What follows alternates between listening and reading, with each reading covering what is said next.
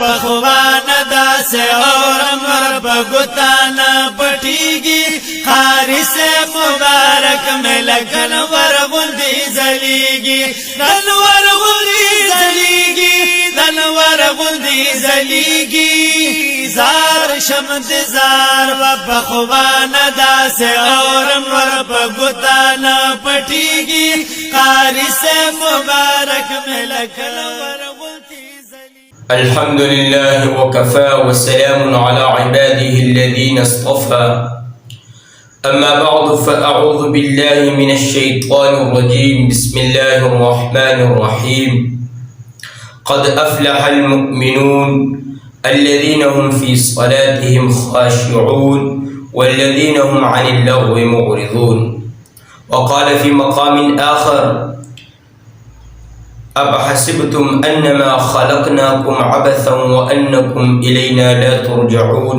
صدق الله العظيم. محترم مسلمانانو، الله رب العزت موږ د ایمان په دولت سره سرفراز کړیو. د ایمان یو عظیم دولت را نصیب کړی دی چې په دې ټول باندې موږ په جمع سره الحمدلله وو. ځکه د ایمان دولت ډېر لوی دولت دی، د دې دنیا کې بل لوی دولت نشته. یو مسلمان که ډېر غریب شي مالی اعتبار سره د پیسو اعتبار سره هغه غریب نه دی، مالدار دی. الله رب العزت ورته د ایمان دولت ورکړی دی. دغه شان کروڑپتی، لکپتی، اربپتی کافر راجمع که په زرګونو، یو غریب مسلمان د خارې ته نه رسي. نو الله رب العزت موږ تاسو ته ایمان ډېر لوی دولت او سرمایه راکړې ده. الحمدلله الله دې موږ ټول ته استقامت را نصیب کړي. اوس محترم الله رب العزت د مؤمنانو صفات بیانوي چې ایمان هم خو درکړی دی خو د داسې صفات دي. نو الله رب العزت فرمایي سورې مؤمنون قد افلح المؤمنون الذين هم في صلاتهم خاشعون. تحقیق سره کامیاب دي مؤمنان، کامیاب شو. حکم مؤمنان الذين هم في صلاتهم خاشعون، هغه مؤمنان چې مسکی عاجزای سره خشوع او حضور سره.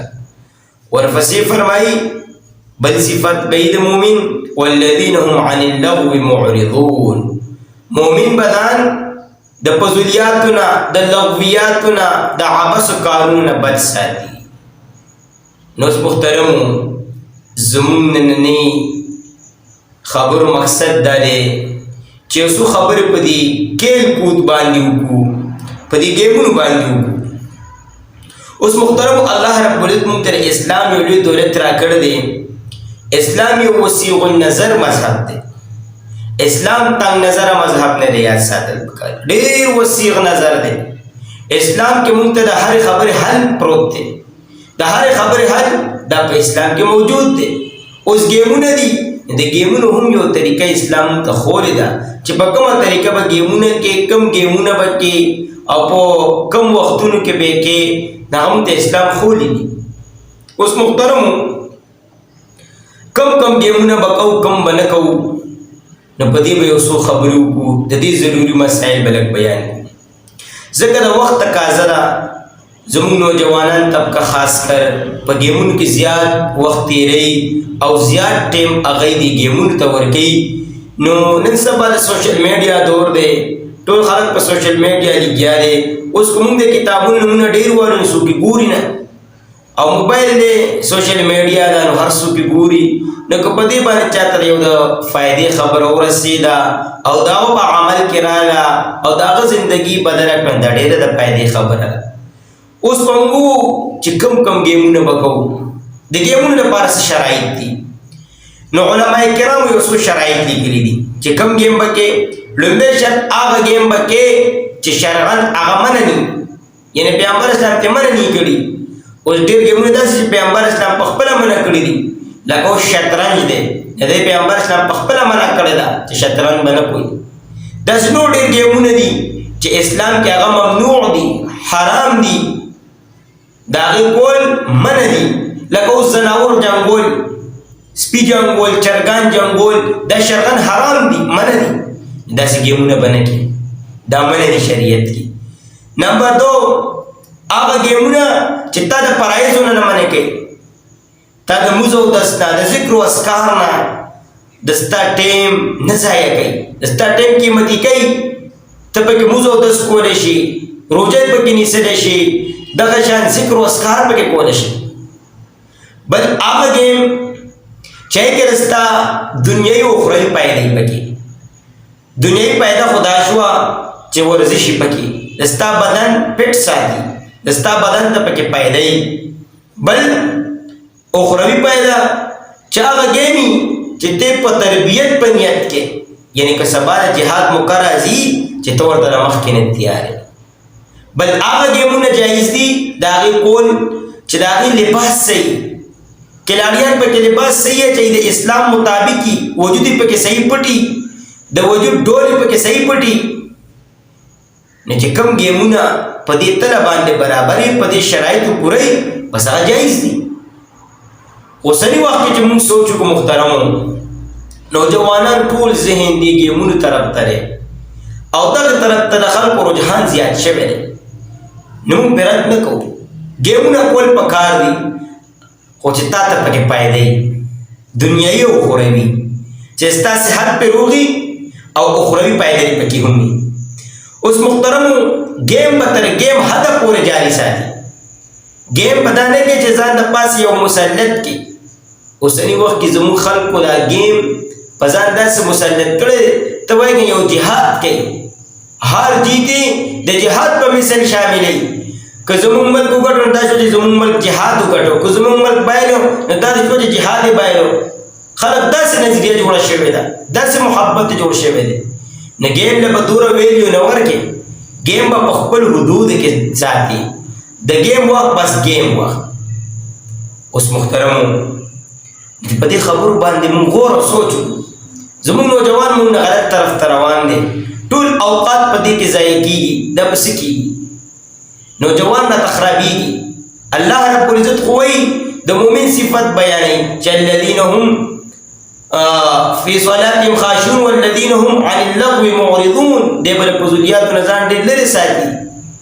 گیم الا عباس شو چې تا د فرایضو نه منې کوي، ستا جسمانی فایده پکې نشته او ته پکې اوقات ضایع کوې. دا بیا ګنې فضولیات دي، لغویات دي، او دې بدل الله تپوس کوي. قرآن مجید کې الله فرمایي افحسبتم انما خلقناکم عبثا وانکم الینا لا ترجعون. تاسو مورې په زوی پیدا کړی یې، د ستاسو د تخلیق اسې شوی دی نه، اسې مې نه پیدا کړي. وانکم الینا لا ترجعون، تاسو به ما ته واپس کولی شئ. حدیث شریف کې راځي نبی کریم صلی الله علیه وسلم فرمایي قیامت پر به تر هغې وخته قدمونه نه اوچتېږي تر څو چې دا سوالونه ونشي. لومبی سوال عمر مې درکړه او عمر دې په څه مشغله کې تېر کړ. د دې عمر به الله تپوس کوي. عمر موږ نه روان دی په فضولیاتو کې، لغویاتو کې ډېر لګو او په دیني امورو کې لږ لګو. د دې ټایم به الله تپوس کوي. دا وخت هسې نه تېرېږي، دا زندګي موږ سره د الله امانت دی. د دې امانت په در الله د قیامت پرس تپوس کوي چې وخت یې څنګه تېر کړو، دین کې یې څومره وخت تېر کړو، جماعت مدرسه کې یې څومره وخت تېر کړو، علماو سره یې څومره وخت تېر کړو، دیني صحبت کې یې څومره وخت تېر کړو، او لغویات او فضولیاتو کې یې څومره وخت تېر کړو. محترمو چې ځان په خبره پوهېږو، د ځان هم اصلاح وکړو، د خپلو کشرانو اصلاح وکړو.